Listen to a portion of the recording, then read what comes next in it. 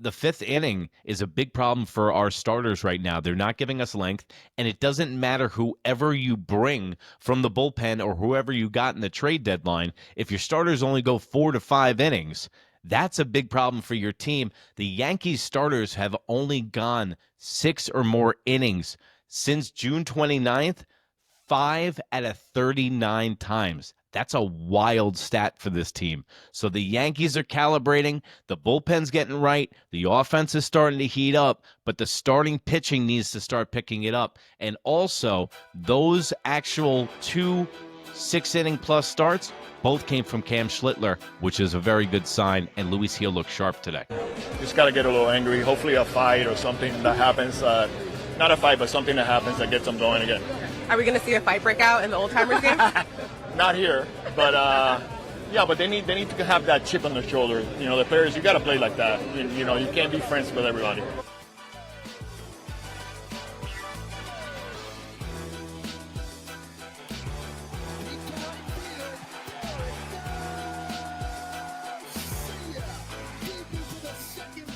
Good evening and welcome to another installment of the New York Minute Sports Show.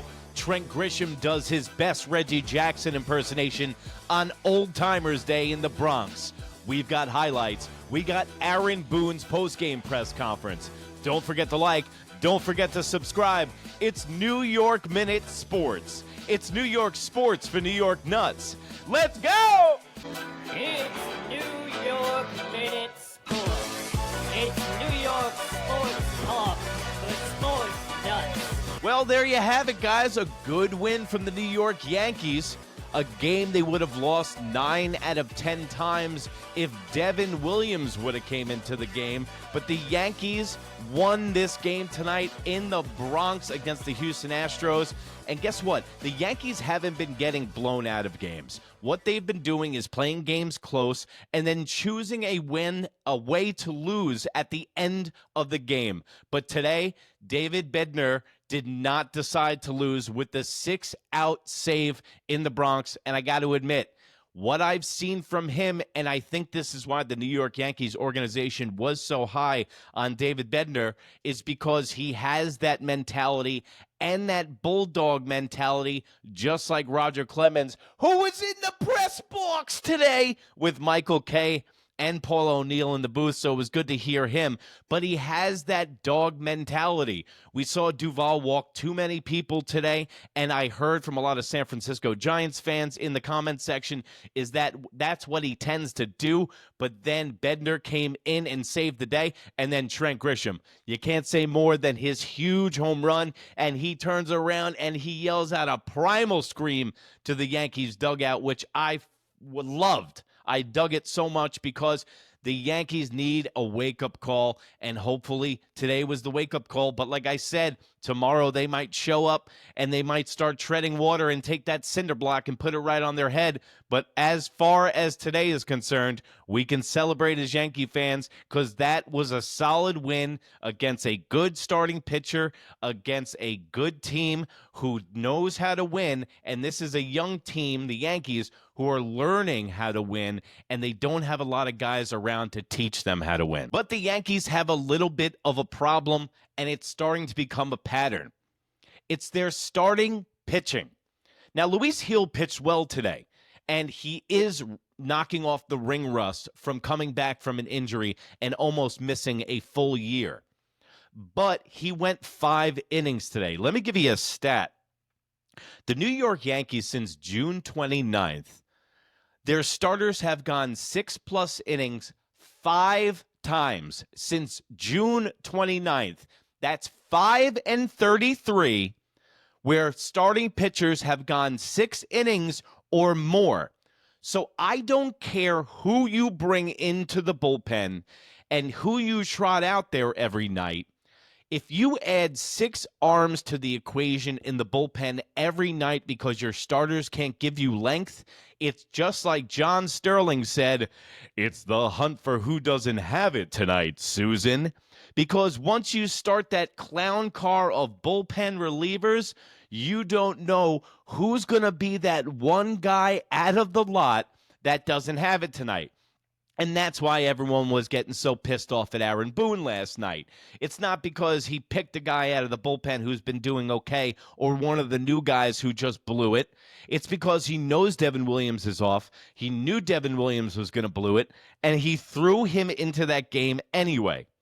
So like I said on prior episodes right here on New York Minute, that's NEWYRK, New York Minute Sports on Instagram, Carlos Rodon, Max Fried, kind of hitting a wall. They've taken the ball every time they've been asked this season, just like Will Warren has. Those three guys have done it. So now they need the other starting pitchers like Schlittler, who gave you length, which was the fifth time that since the 29th that a pitcher went 5 or more, and Schlittler has 2 of those performances.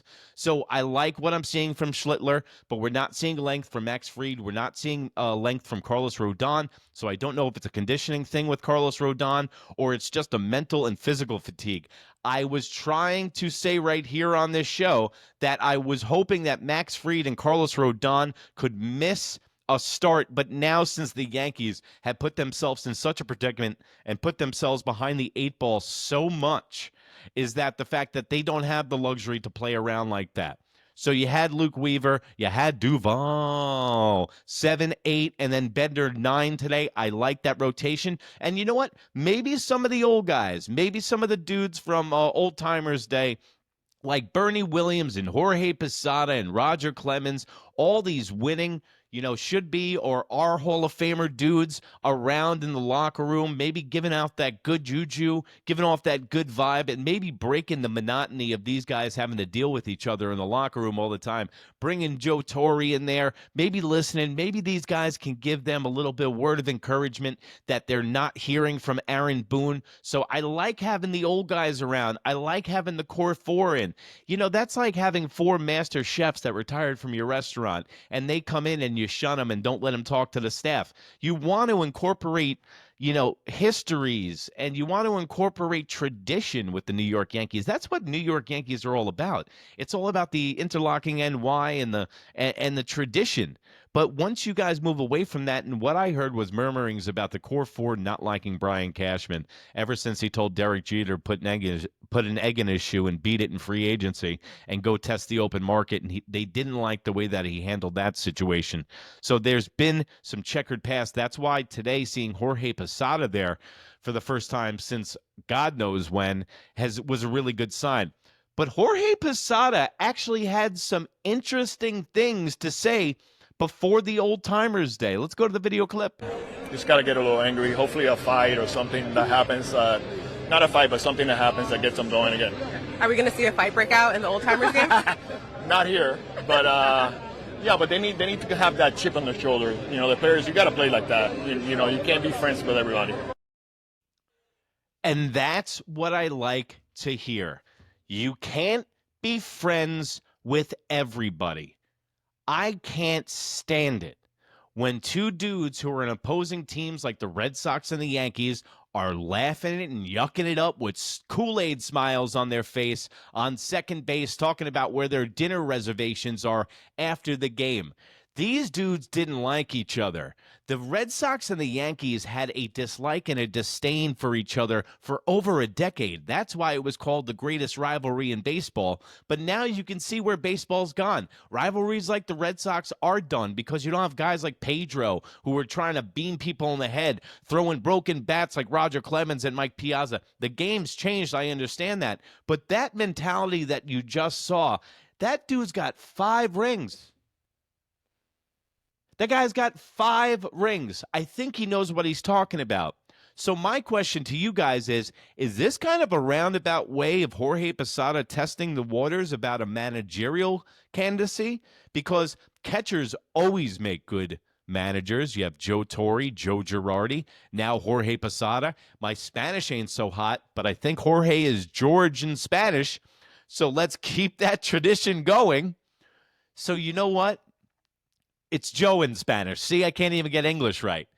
But I would want Jorge Posada as the head coach of this team next year, because in that interview, in that video clip that you just saw, I get an Alex Cora vibe to Jorge Posada. And I'm telling you, man, Mike Scioscia, You had Ozzie Guillen for the White Sox, championship. Scioscia, championship manager. Joe Girardi, championship. Joe Torre, several championships. And you always look at catchers. They're the general on the field out there. And Jorge Posada might be able to work with Austin Wells a little bit. Maybe turn around his bat, because if you remember, Jorge Posada was all bat in the beginning, and then he worked on his defense and got much better because he worked at it. And that's a big problem with the youth in baseball today. A lot of the guys, don't get me wrong, guys do put work in, but a lot of guys don't have the hardcore mentality of the core four, and that's why these guys won so many championships. It wasn't when they started spending money. When they started spending money, that's when they started losing. They won championships when they played small ball. Everyone had 21 to 25 home runs with 70 RBIs and hit for 320, sacrificed flies, manufactured runs, and it didn't matter who the MVP was that night, and they didn't like the opposing team. And guess what? When a guy did crowd the box, they brushed him back, because God knows the New York Yankees haven't thrown at a batter in God knows how long. And Luis Gil did buzz back. I'm going to say buzz back. It's a 2025 buzz back. Jose Altuve today out of the batter's box, but it wasn't, it wasn't a Oral Hershiser buzz back or a Kirk Gibson one. It wasn't one of those. It didn't have a lot of relish on that hot dog, as the kids like to say. So let's go to the Aaron Boone postgame press conference. Solid win for the New York Yankees. Tomorrow, Max Fried goes on the bump. So that's a really, really, really good position in. I like to call Max Fried the stopper. He is 13-3 in his career with after losses. But guess what? He's 16-6 in series wins. So the rubber match, he's 16-6 in his career. So I like those odds, guys. And I like the way that the bullpen is matching up. I like that the way that the hitting is going. Now what we need to do is we need to get this starting rotation locked in. We need to get it calibrated, and we need to get these guys to work in more than 6 innings. So that means you need to be more efficient, need to start throwing more strikeout pitches. If you're Carlos Rodon, you need to take your meds and not go crazy on the mound. And Max Fried, hopefully this guy can skip a start. I'm telling you, it would do wonders for him if he could skip one start. So Aaron Judge looked a little bit better, but he's still hurt. You can tell he's not back to his old form just yet, but he's getting there, and you can see he's just slightly off. But let's go to Aaron Boone's postgame press conference. Just tied things up there in the top of the 8th. What did you think of the way Trent Grisham responded for the offense there in the bottom? His last 2 days, man, speed bump. Like the first question should have been, why'd you put Williams in last night, Aaron Boone? You watched, he had no hits yesterday, but hit 3 rockets, and then more of the same today. Obviously off a tough lefty too for most of it. Just a great at bat. Why'd you put Williams in last night, Aaron Boone? You watched, he got one he could handle and hammered it. What do you think has allowed him to have some success in those situations late in the game? He has 4 home runs, 8th inning or later to tie it or to take the lead. That's tied for tops in the majors. Yeah, he's good. He's a good at bat, so he really does slow the game down well, and I think he is able to really lock in those moments. He's just been in such a good place all year with the at-bat quality. So when you're stringing, even when he's had little lulls where he hasn't gotten hits or hit a little. Okay, let me just try to explain that. I think that what Aaron Boone, because he's a buffoon, what he forgets sometimes is that, like, people aren't baseball people. When he's, like, celebrating 3 outs, I can see what he's saying. Like, when you say a guy is getting right, just like Aaron Judge when he hit one to the warning track today, you can see from when he came back from injury how he was completely lost, and now you're going to start seeing loud outs, and then you're going to start seeing good contact. So when he says that about Trent Grisham and you can see a guy's about to take off, that's what he means by that, and I know what he means by Trent Grisham because I heard a great stat is that after the 8th inning, Trent Grisham has a game-winning hit 4 times this season. So he is Mr. Clutch right now with that stash, and he's feeling it. And hopefully the old guys wore off on the New York Yankees. Oh, and by the way, quick observation. I noticed the loss when they lose badly on Twitter. The press conferences are 3 minutes. This one's 6 minutes. He wants to talk today. At bats every day, and they're there. They're patient. He knows what he's looking for. He's got a good plan. You're seeing the power, and just a big time at bat right there. You had to lean on Bednar again. Did you expect that would be the case coming into it? No, I was hoping, Duvall for one and Bednar for one. It's like, what kind of question is that? I was hoping that Heel would go 9 innings and not even have to use the bullpen. Hopefully one of these times I can get Bednar 1 inning only. But just another big effort by him. What do you think of the way he has responded in those situations? It's happened twice now here in a short period of time. Yeah, it's been great. I can't throw him in any deeper of a fire. And, he gets ahead of Walker there too, 0-2, and then ends up losing. And then blowing in Miami, coming back and having the guts. This guy is the real deal. He's there with Tim Hill and Luke Weaver. So apparently he likes to use Bednar, but he doesn't like to use Tim Hill. Still figuring that one out. And doesn't even flinch and gets the punch and then a 1-2-3-9. So great job by him. And, because, I'm not going to run him again there much past 30 pitches. So to be as efficient as he was too there in the ninth was big. What did you think of Giancarlo in the outfield? Yeah, good. Really good throw. Yeah, not for nothing. Giancarlo Stanton looked healthy. He looked athletic in right field, as athletic as he can get. He had the single. He had a great throw in right field, just didn't need a little more mustard on that hot dog. But he was really solid today. And you know what? When guys play a position on every day, I'm not saying he's going to play every day, but when a guy plays a position and he bats, they tend to do better, man. There's a rhythm of playing baseball. And when you're in the field and when you're just sitting around and waiting for your turn to hit every 3 innings, you kind of collect a little dust. Even though Big G is excellent on it, don't get me wrong, he is a hired gun hitman as far as a pinch hitter is concerned. But it's tough to sit around and be a DH and wait for your turn to hit. And now he gets to move around. And you know what? Maybe he won't be such a statue. Maybe he won't be Mr. Moon Boots Frankenstein. Hey, listen, this is all lollipops and rainbows today. Next episode, when they lose, I'm going to be screaming my head off. But for right now, I can dream of Big G running through a meadow of grass, being athletic with no hingements and no injuries and no double elbow shit in the beginning of the season to knock you out for a year. But I digress. Almost threw a guy out of the plate. I thought it was really efficient, under control. Talking to him, felt like he moved well. Sanchez hit the one rocket over his head, which nobody's catching. But, I thought he looked comfortable and about what I expected. Gary and Pete. Trent's a pretty relaxed guy. Do you think his personality lends itself to those situations? Maybe.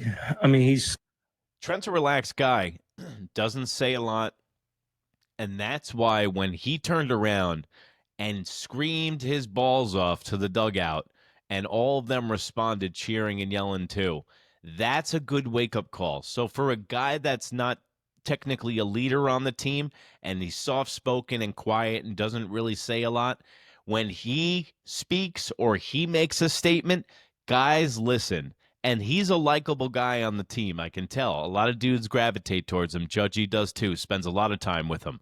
So maybe this can break him out of the funk. I'm looking for anything right now. I'm looking at the dollar store to buy shit on sale for anything to break the Yankees out of whatever funk they're in.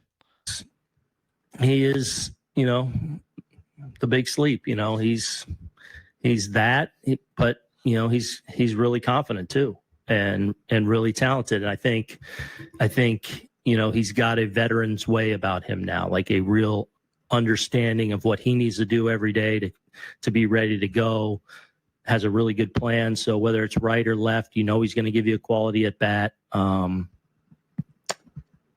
He's been a money player for us in big spots. Just a real side note. I've been trying to be positive this whole episode. Let me know how I'm doing below. I know you guys love when I scream and yell like a madman, but there's no reason to scream and yell today.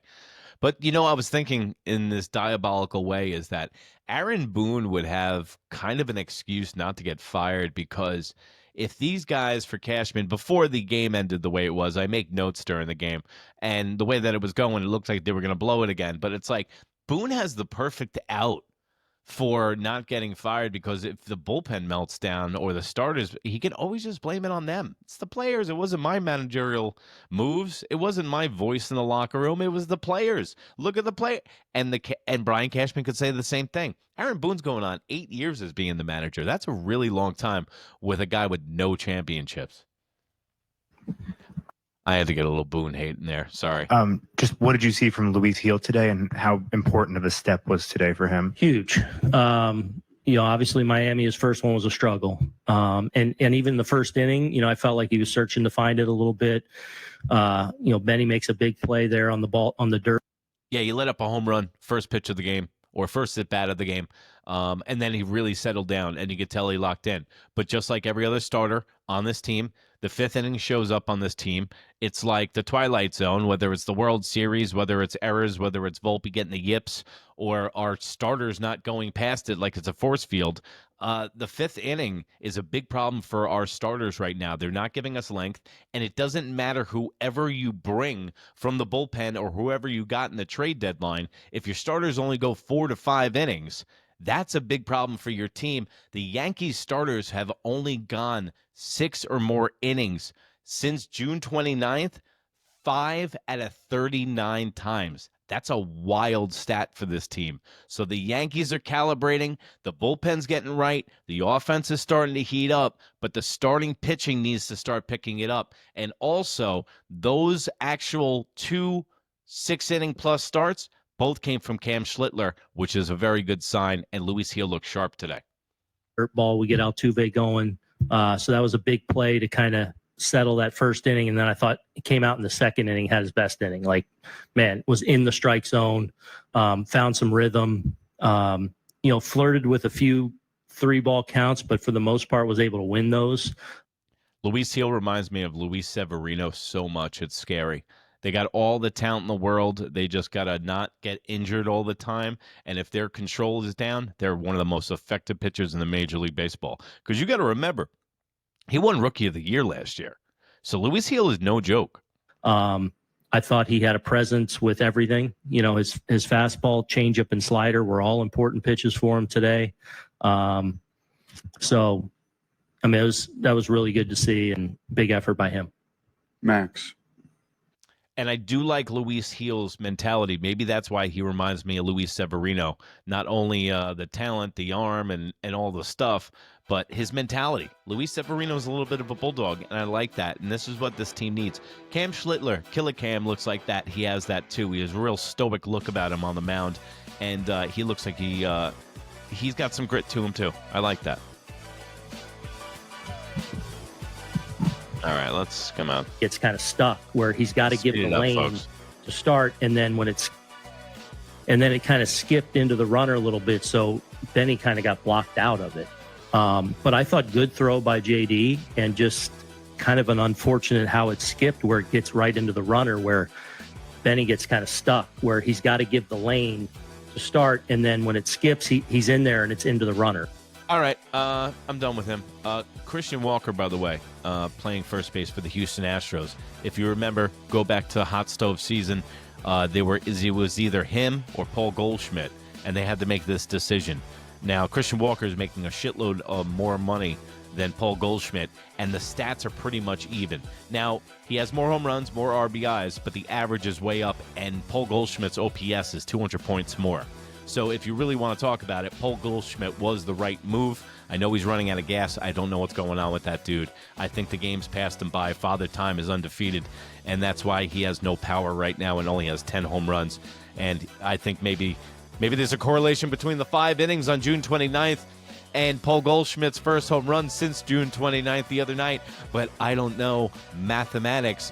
But I do know you can go to Instagram at New York Minute. That's NEWYRK. MIN, also right here. Don't forget to like, don't forget to subscribe, guys. We got a big rubber match tomorrow in the Bronx, 1 o'clock. Yankees, Astros. If they win this one, and then we got the Twins, who the Yankees usually own, we can string together some wins, and we might get a rhythm going because the Yankees have not been able to do that.